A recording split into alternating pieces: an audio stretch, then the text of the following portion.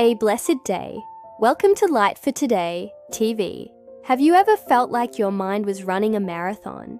You're thinking a mile a minute about a million different things, and you just can't seem to slow it down. You know what I'm talking about, right? That feeling of your mind being overloaded and just racing with thoughts. Well, today's verse might be just what you need to find some peace in the midst of that chaos. Let's dive in. Our passage is Philippians 4:6-7. It says, "Be anxious for nothing, but in everything by prayer and supplication with thanksgiving. Let your requests be made known to God.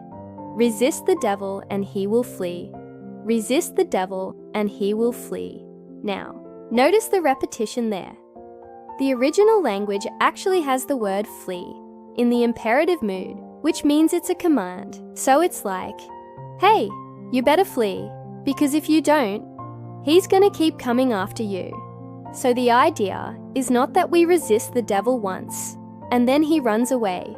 It's that we resist the devil over and over and over again. And every time we resist, he doesn't fight, he flees. You know, sometimes when we're going through hard stuff, we tend to do one of two things. We either give in to the anxiety, or we try to push it away. But this passage tells us there's another way. There's the way of resistance.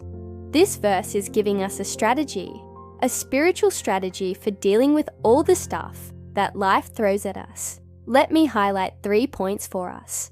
Point number 1, be anxious for nothing. Anxiety doesn't accomplish anything. In fact, it usually makes things worse. So the first step in this process is to recognize when you're anxious. When your mind is running wild, take a moment, pause, stop, and realize, hey, I'm starting to get anxious here. I need to take the next step. What's the next step? Well, it's found in point number 2. In everything by prayer and supplication with thanksgiving, let your requests be made known to God. Prayer works. It's not a magic formula that you pray, and then God fixes everything in 5 minutes. Prayer is about aligning your heart and your mind with God's will. It's about acknowledging your situation, your feelings, your fears, your hopes, your dreams, and laying it all at the feet of the one who cares for you. Prayer is powerful because it connects us to the one who has all the answers. And it reminds us that we're not alone in this journey called life. Which brings us to point number 3. Resist the devil and he will flee. The enemy tries to make you feel like you're not enough, like you can't do this, like you're not strong enough. Don't believe his lies. Resist him with the truth of God's word. Resist him with the knowledge that you are loved, you are valuable, you are strong. When you resist, the devil doesn't fight, he flees. So the next time your mind is running a marathon, try this strategy. Stop, pray, and resist. Trust me, it works. Let's take a moment to apply this to our lives. Maybe you're facing a big decision. Maybe you're going through a tough time. Maybe you just need some peace in the midst of the chaos.